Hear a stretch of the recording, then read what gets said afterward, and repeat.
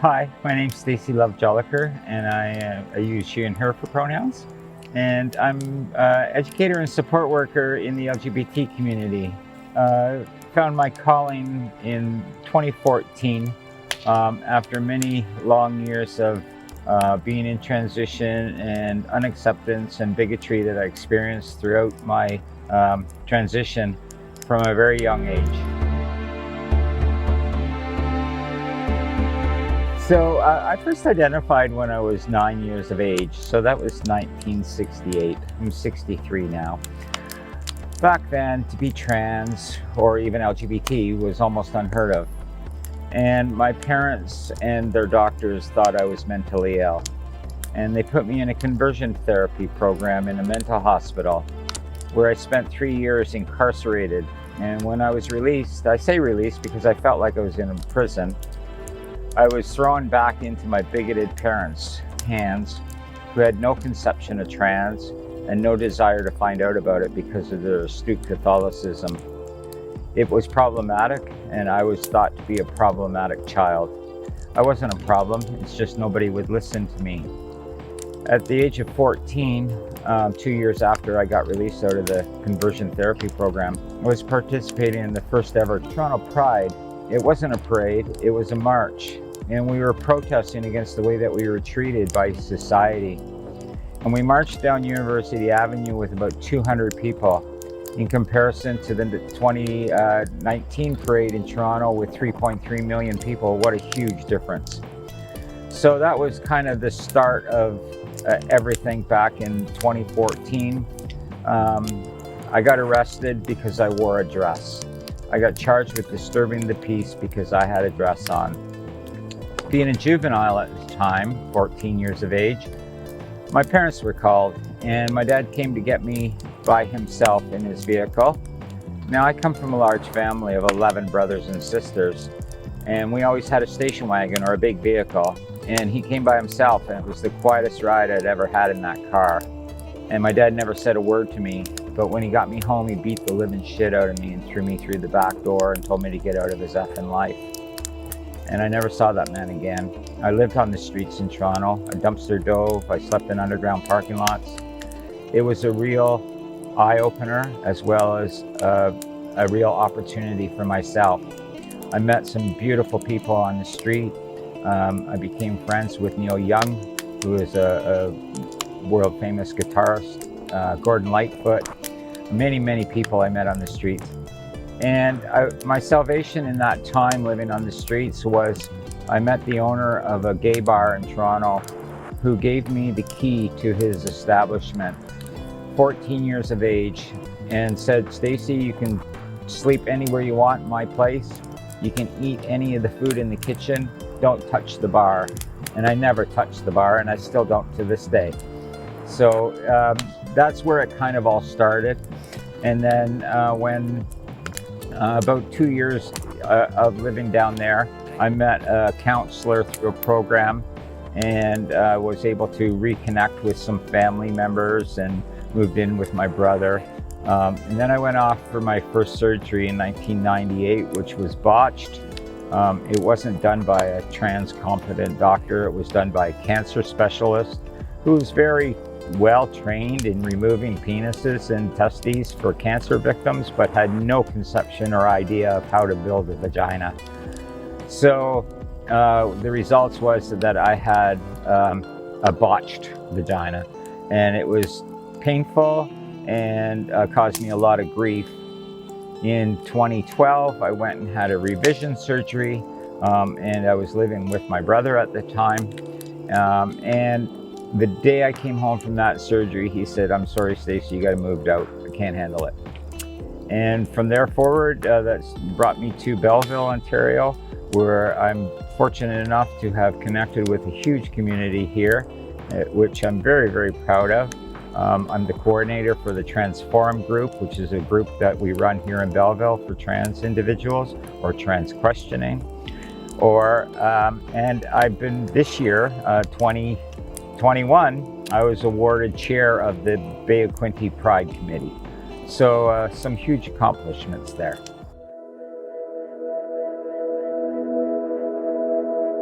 Back in the day, the challenges that we experienced as trans people were everything from housing to accommodation to jobs to acceptance to discrimination to being called every name in the book.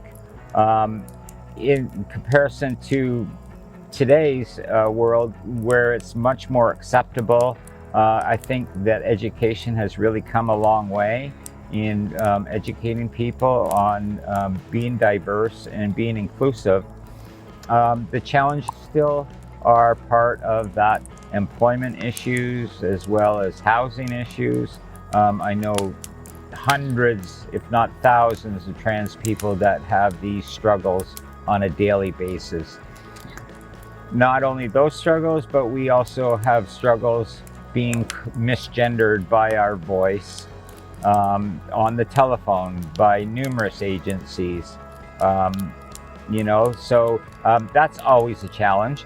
However, some of the things that have progressed in rather wonderful ways is acceptance in many different types of businesses, such as at my bank, where they recognize me as to be the person I am and use my proper pronouns and proper name all the time, without discrimination, without hatred.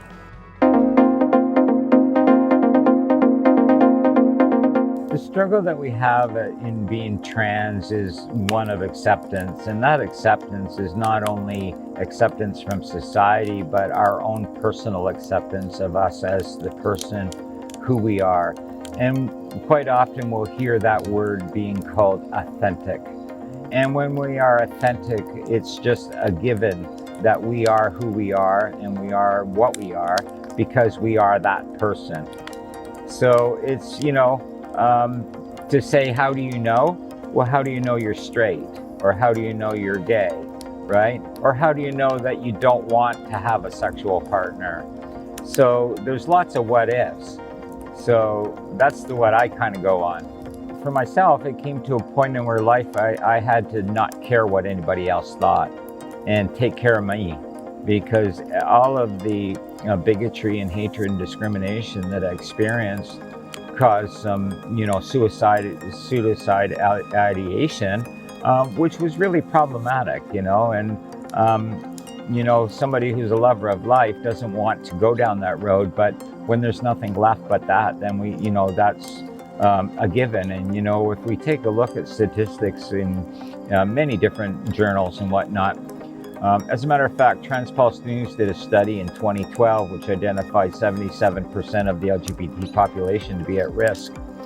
So in 2012, the population of the world was at 7.1 billion people, and Transpulse News studied that and looked at 10% of the population as being LGBT.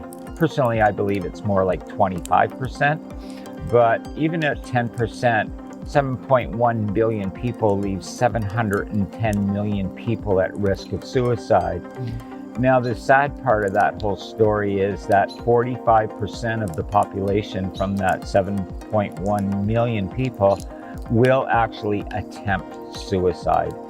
And that's very concerning for me. And it has certainly opened my eyes and my heart to be the person I am today, to be a mental health counselor for the LGBT community, and to work within some of our most underrepresented and underprivileged people in the world. And that's our incarcerated. If you're struggling and you're really having a lot of self-doubt, I encourage you to seek help. There is help out there. Canadian Mental Health Association is one of those. There's many LGBT culturally competent social workers and people that are there to help you. If you're not prepared to do that, find a friend and ask for help.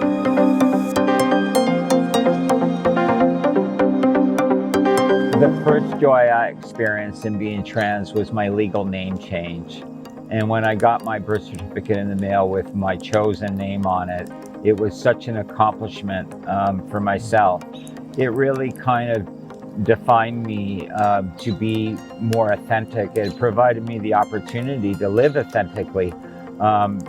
being able to present my identification for Stacey. And it was a huge accomplishment there. And then the next joy came when I had my surgery. Even though it was botched, it really removed the dysphoria I had about myself. And a lot of people don't understand that. So dysphoria is, there's several definitions for it, but if you will, it's basically a dislike for what you see when you look in the mirror. Some people call it hate. I hate to see what, my body parts are or whatever.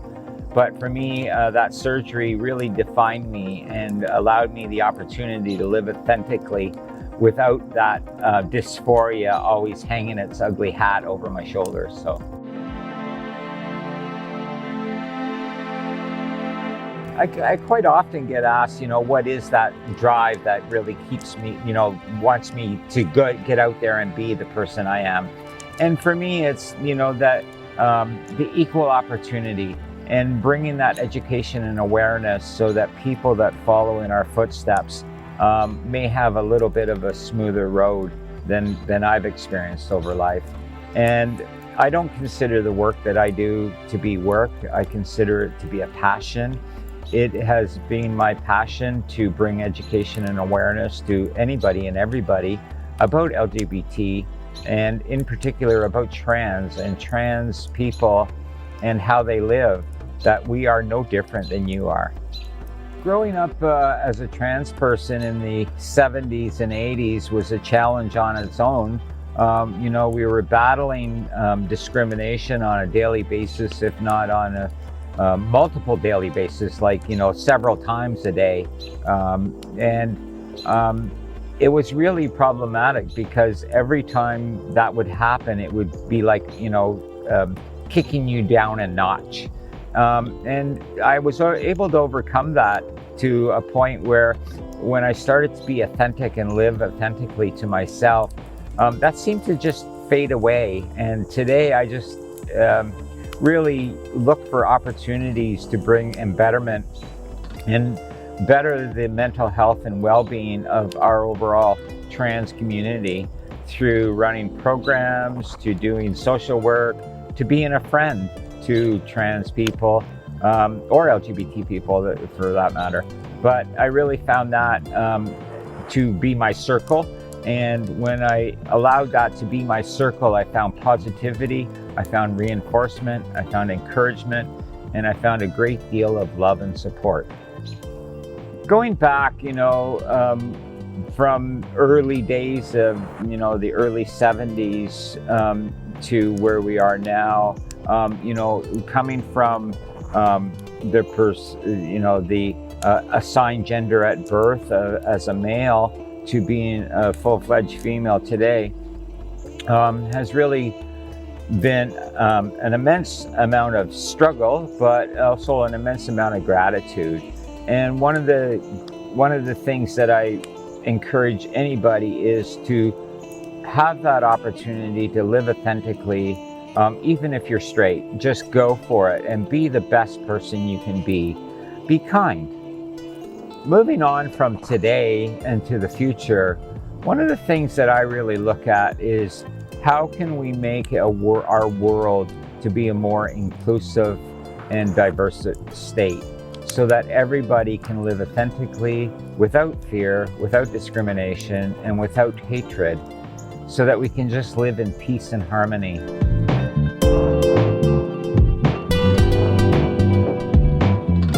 As an Indigenous person of the First Nations, I embrace my two-spirit personality, and it was part of that really allowed me to be authentic to myself.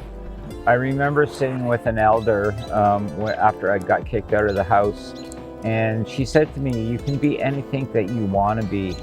And that really kind of opened my eyes to look at opportunities to be that person. And I was able to connect with my Indigenous status, and it really provided me a great deal of peace and serenity in my life.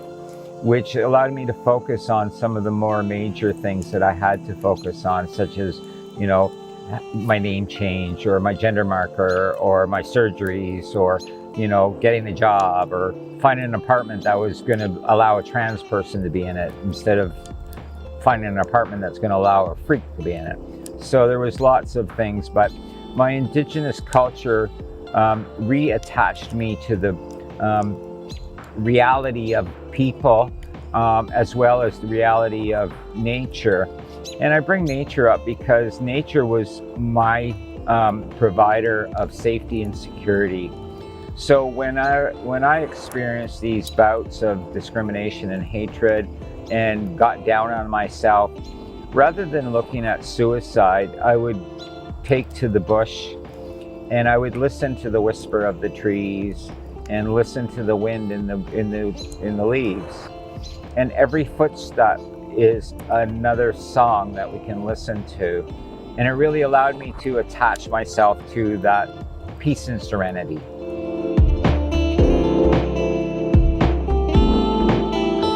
I would really like to get the message out there that if you feel that you are not what you were assigned at birth, then to please reach out.